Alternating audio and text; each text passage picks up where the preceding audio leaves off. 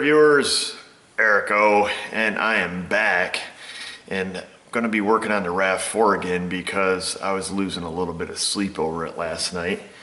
So here's the situation. We got the Time-Sert kit here to fix the head bolts over there on the Rav, and we went through in the video and checked this kit out and went down through the directions and drilled out the hole and tapped it and put the inserts in, and everything went really well. And as a matter of fact, after I shut the camera off, I went and did the other 4 holes, and well, about the same time it took me to do the first one. So it's not that bad, you know, once you know the directions and you just kind of, you know, go right through it, no big deal.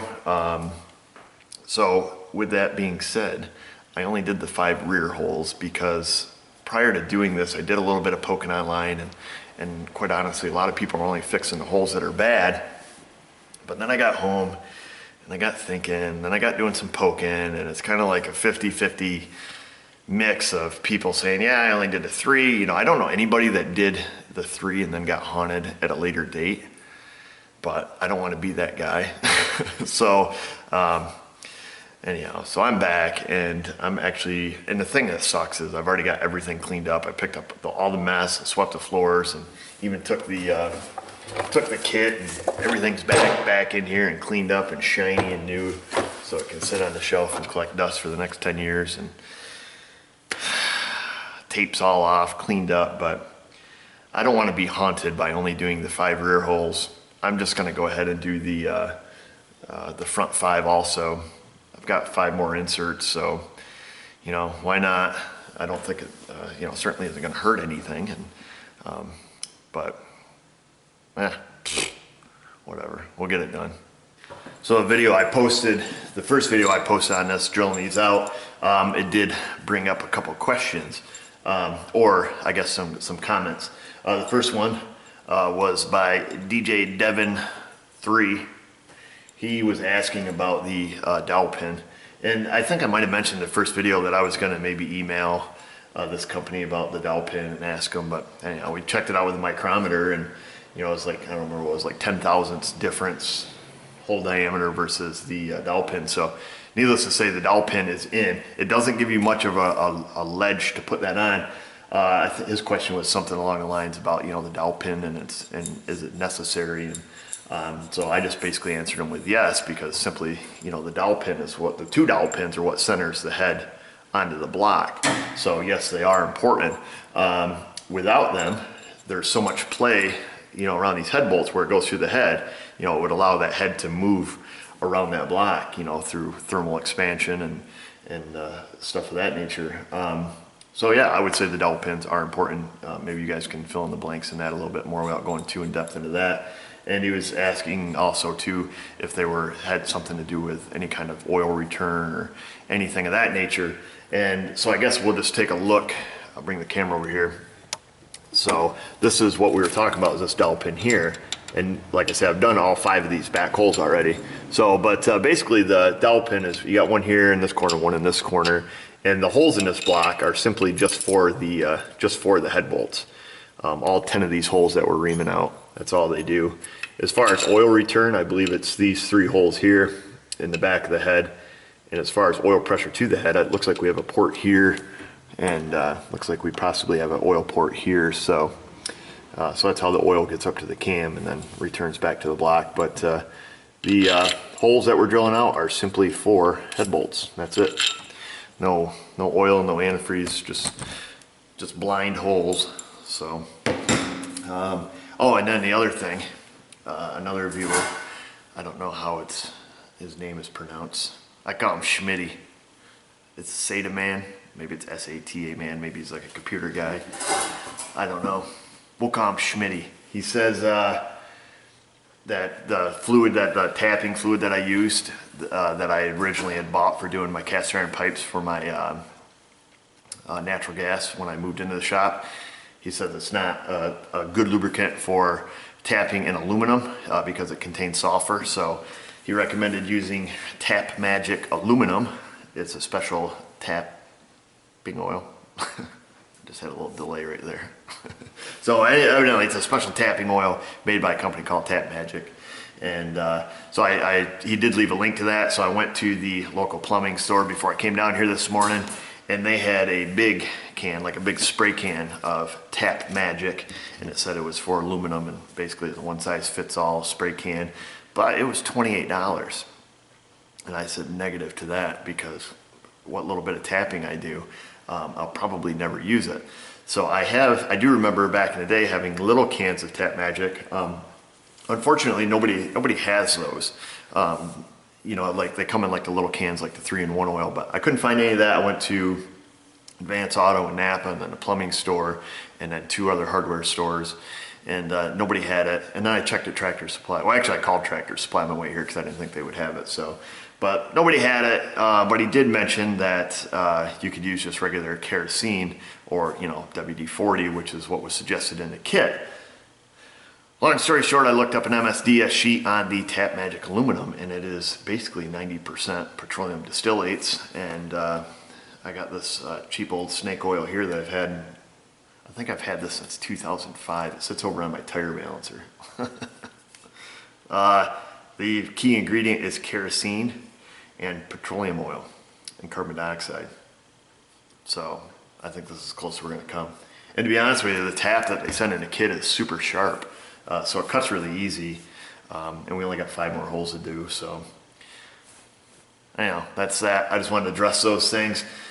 So I'm gonna get this block taped up, and maybe, because it's a rainy, crappy day out, and my wife is up seeing her sister, so nobody's at home, none of the kids are home, so I'm out, I got nothing to do. It's too wet and crappy to do anything outside, so maybe I'll get this taped up. Gonna drill these out. Maybe I'll show you a little bit of that, and then maybe we'll put the head on and get that torqued down and see if these things hold or if they rip out and it's gonna ruin my whole weekend.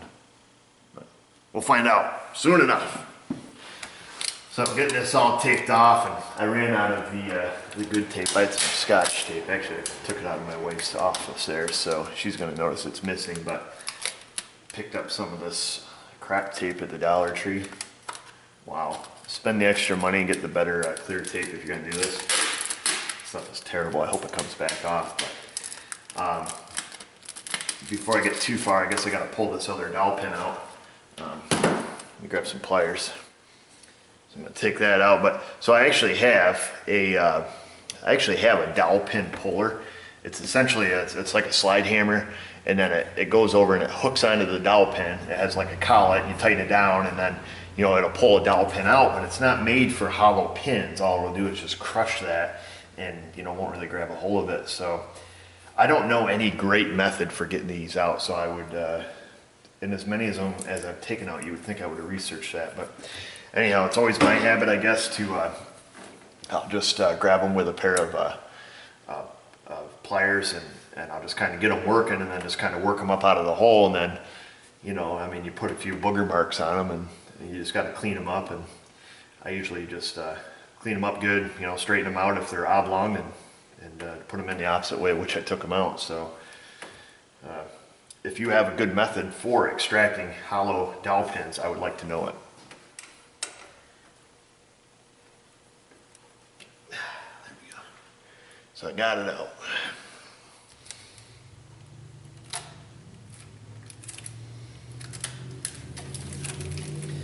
So that last stuff, that Scotch stuff, I don't know if I mentioned it or not, but that tape came off hard. That stuff is super sticky.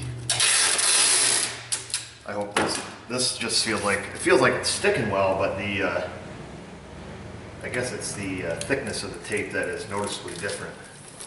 I don't know how many mils this is versus the Scotch tape, but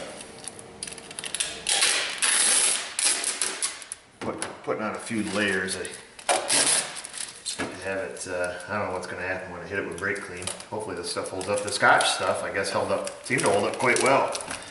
So I guess if I was doing it again, I mean, hindsight's always 20/20, but I would buy the Scotch brand tape. Let me get that time cover covered up again.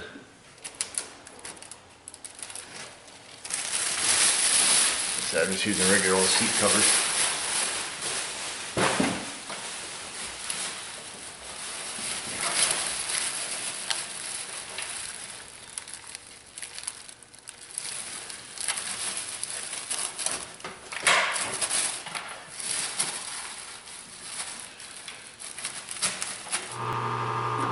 all the tape's on there. I just go through with a razor blade and simply just cut around the holes, you know, just cut out that section. And so I'm not gonna show you all that, but I'm just gonna do that. That way we can drill without it getting our tape all wadded up. Don't mind the noisy furnace. That's what all the noise always is in the background there. The blower went bad on the chimney, and I bought a new one. It's a Lennox furnace, and I bought a new one. It's a $200 little blower motor. I put it on, the thing's wicked noisy. So the guy's got another one up there for me. I gotta go get it sometime. I'm gonna do a lot of blabbing because it's Saturday and I haven't talked to anybody yet. I'm gonna go back through and remeasure these front holes because I remember all the measurements from the rear ones, and if these are all at the 3-inch mark, then we'll just set everything up like we had it yesterday.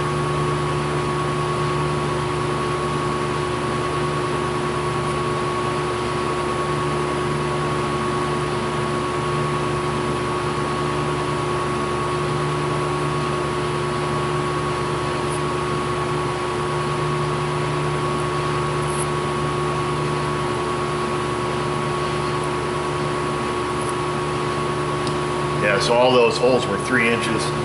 And we had the 25 millimeters, so basically 101 millimeters, or I think it's 4 inches. Yeah, 101 millimeters is 4 inches. So I'm just gonna take and mark the drill and get these things knocked out and see about putting this head on. So here's one thing I noticed. Inside the kit, it came with this lock collet, and there's no mention of it in the directions. But I'm going to use it on the drill. I'm just going to figure out my mark from the counterbore cutting edge up to here, which I think was on this number 1. So I'm just going to remeasure. I'm going to use it on here, just lock it on, because the other thing I noticed yesterday when I was drilling out those other holes, the drilling depth, you know, 100% critical, because the counterbore here sets, you know, the depth of the insert. But I did notice when, you know, after I drilled, when I was tapping, of course we had marked our tap and we marked our driver, but I noticed, like, as we were hitting that mark, you know, the tap would bottom out. And the same thing with the driver, you know, running the driver through the insert, you know, as soon as it started getting, you know, it would go easy, then it would get hard, you know, the driver would go through, and as soon as the driver started getting, you know, eased up, I guess, we were at our mark. So I don't know how critical the marks are on the tap and on the driver, but I definitely would say that the drilling is the most critical part. So I'm going to put this lock collar on here and just use that and save the aggravation of, you know, constantly having to remark them with the marker, because as soon as you get penetrating oil on here, it's you know, the marks just disappeared. So this may not be right, so use your own judgment there, but this was in the kit for a reason, and I didn't see it in the directions, so I'm going to use it.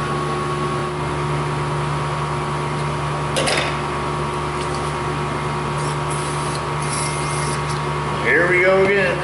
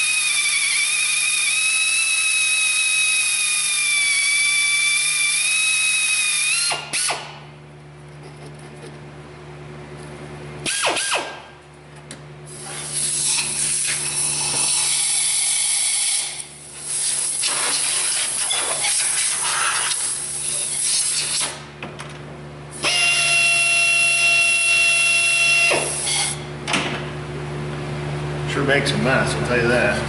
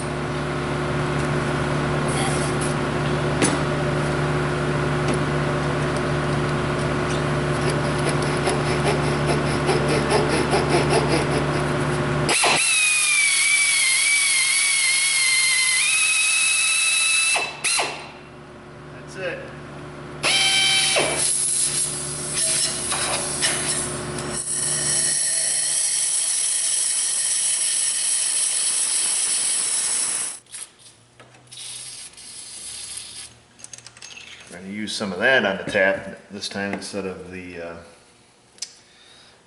other sulfur-based tapping oil, I guess. Like I said, this tap is really sharp.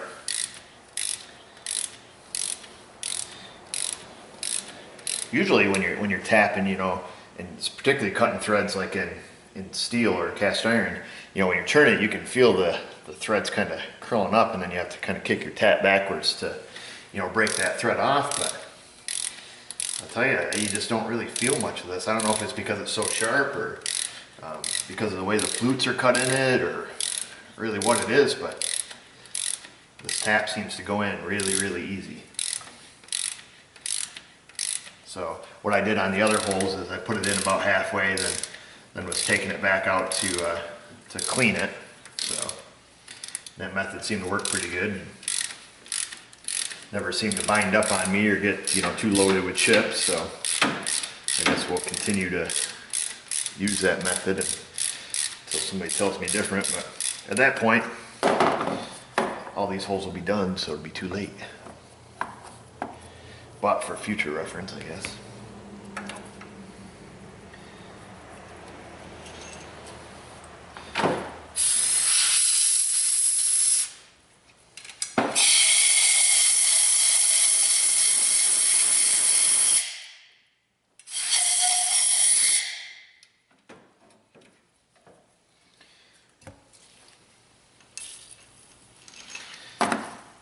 What a mess.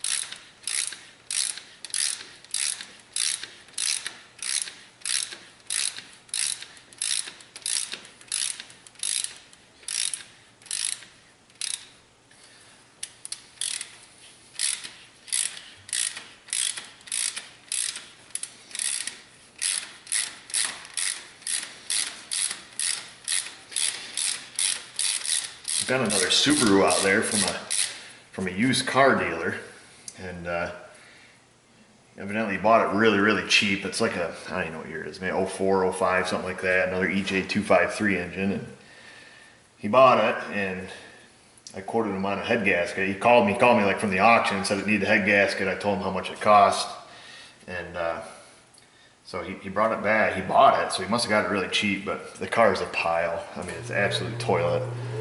So we're gonna see if he wants to fix it. We'll be pulling the head off of that.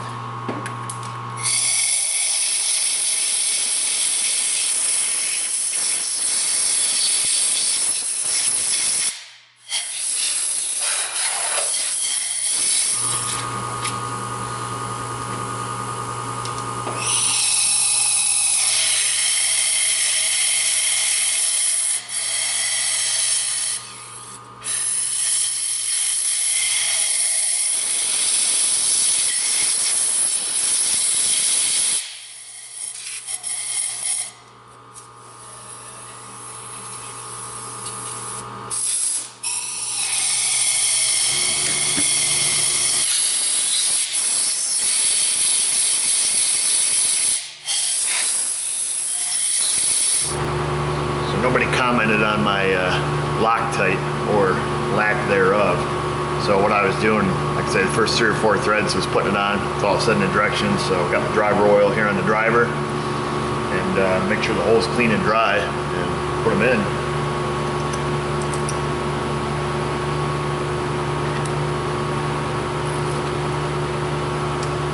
I don't know how necessary the bushing guide is at this point, but says to use it, but I think if you drilled it crooked and tapped it crooked, and well, I'm pretty sure that your insert is going to go in crooked. So, but they go in quite a ways before they get some resistance.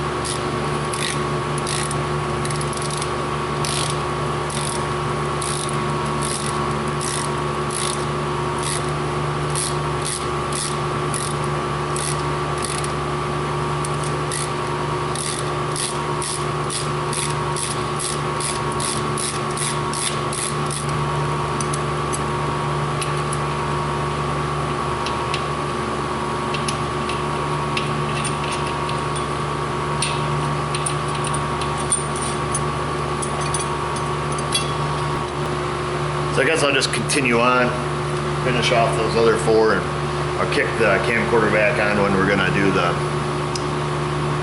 dowel pin. I'll get that cleaned up, we'll put that in. I'll get nuked on the McDonald's coffee, and then we'll put the, maybe put the head back on. I'll probably do some digging. I don't know, the old anaerobic sealer here, I don't know if it has a set time, because that would be the only hindering factor, is if, you know, if they're supposed to set a certain amount of time before we put the head bolts in. I don't know. Because essentially as soon as this is done, everything's ready to go. I just got to pull the cams back out of the head, and then we'll get it bolted on and go from there. So I'll do some looking. There, I got that all finished, and did all the holes, and you know, everything went as planned, I guess. You know, it all drilled out good, and it's just a process, drilling and cleaning and tapping, and you know, and making sure the holes are cleaned out. So I guess a couple things I would say. The cheap tape that I bought, it held up, you know, it did the job, and it came off much easier than the more expensive tape, the Scotch tape. Now the Scotch tape was super sticky, only needed 1 layer. You know, it went on. It may be better as a packing tape, like on cardboard, but on the engine, it was a lot more difficult to clean off, because it left some of that adhesive residue behind. And you know, the brake cleaner cut it good, but with the cheap tape, you know, I pretty much peeled that off in 1 sheet and only left like 1 little sliver of the adhesive behind. So that worked out really good. I guess that was it. I don't really have any other thing. I got the dowel pin that I took out. I went and I took and cleaned that up. So I had some gnar marks on it from you know, yanking it out with the pliers. But so what I do, I just took a flat file, and you know, I just go around it and hit those high spots down. And sometimes when you're squeezing it, it deforms it a little bit. So you got to kind of squish it back into shape. And then I just hit it on the wire wheel, and you know, got rid of any burrs. So we're going to take and insert that. One thing I did notice when I did the back hole where the dowel pin goes, I could still see a really small step where the dowel pin stopped, you know, a stop area for it. Doing this one, I don't hardly see anything. I mean, there's like 1 little sliver towards this inside water jacket here of the step that retains this. So I'm not going to get all hog wild when I put this in. I'm going to put it into where it looks like it's halfway. Just setting it on there, you know, it's still going to take some resistance, go down in. We're still going to tap it in. I still think it's going to serve its purpose. So I'm not going to, you know, I guess my fear is if I, you know, just kept tapping it, I think I could just drive it straight down. So we're going to go ahead and put this in. And other than that, I think the job went well. Let's see. So usually I'll put them back in. I'll put the put the nard side down a little bit. So you can see I can't really push it in by hand. It does start. So I think we'll just, I don't want to accidentally, you know, like I say, hit it too far and have it not catch that lip. So I think we'll put it what looks like to be about halfway. Yeah, it looks just about like the other one. I mean, we just need to line up the head and hold our head gasket. So I think we're going to leave it right there in that position. Then, you know, we'll call it good. It looks good to me. Well, everything should be cleaned off good. I'm going to take a rag and some brake parts cleaner and just, you know, go across that deck again and make sure. I already went across it with a draw file. It's good and straight and flat. And, you know, can't ask for anything better there. I'm just going to look down in the holes and double check everything there. I've already looked at it once, but I might take a head bolt and just kind of, you know, start the threads down in and make sure everything starts good. And I think it'd probably be a wise idea here to maybe spin it over, make sure we didn't miss any chips. I think everything looked good. That's the only thing about this job, man. There's a lot of chips, a lot of material. I guess by spinning it over here, we can make sure our piston return springs are working correctly. You don't want to have a bad piston return spring, otherwise they won't go back down. Yep, so I think we're good. The other thing is too, when I cleaned this engine initially, I know I didn't bring you guys along because I didn't bring you along on the disassembly, but there's a lot of carbon on these pistons. you know, and it was pretty good indicator to me this engine's definitely burning oil. Looking in the cylinders, there's a real nice crosshatch on everything. You know, that doesn't mean the rings aren't worn. I don't know, maybe it was coming past the valve seals. I'm not sure. Maybe a lot of you Toyota guys might know where these, you know, these things burn oil, or, you know, what the story is there, but I'm gonna take and, so what I did to clean them is I just use seafoam and a nylon brush. I just take and, I just dump seafoam into cylinders, you know, put it on there so it's just barely in the cup of the piston. You let it soak for a minute. I mean, it breaks up the crap there pretty good. Run the piston up, scrub it down, and you're scrubbing off the block anyways, and you know, you've got to hose everything off. But yeah, that's how I clean carbon. It's pretty cheap stuff to get and pretty readily available. So, all right, let's get the cleaned off and get the gasket. Well, we're gonna have to cut this video short. I'm slightly pissed off. So here is our headset we got down at Vance Auto. Now I should know better, because when we bought this, it came through and it had packing tape on it. You can see where somebody retaped it shut. And these say, right on the box, not returnable if opened. This just burns my ass. So I opened it up. Naturally, I've opened it because I sent the valve seals that came with this to the machine shop. So, and all the valve seals are there. If somebody's gonna steal something out of the box, it's usually something like that. Anyhow, you come underneath, let me tip this down so you can see. Underneath the white cardboard is usually your head gasket, which we have. I thought it was kind of odd because usually Fel-Pro gaskets are not black. So I got looking at this thing, and when I look at like this little dot, and I'm like, boy, this thing looks like it has oil on it. So I open it up, and on the inside, you know what? I open it up, and on the inside, this thing is covered with oil.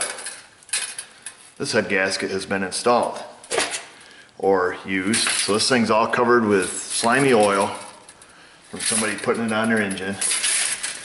And here we go. Frickin' Saturday. I can't put this thing together, and I'm sure they don't have another kit because I had to order this one. Frickin' people, if you use something, don't, I don't know. Anyhow, so this is a whole big fat waste of a day. We're gonna wrap it up. The joys. Frickin', anyhow. So, I guess that's it. That's the end of this video. I really want to get this on. It's crappy outside. There's nothing to do at home. And my wife and kids are gone, and you know, maybe it'll quit raining and I'll go outside and shoot some guns and relieve some aggravation, because that always helps with that. And I was all ready too, man. I'm excited. I want to know if this is going to work. We'll find out Monday. And if you're the guy that returned that to Advance Auto, I'm coming to get you. But, scumbag. Alright, thanks for watching.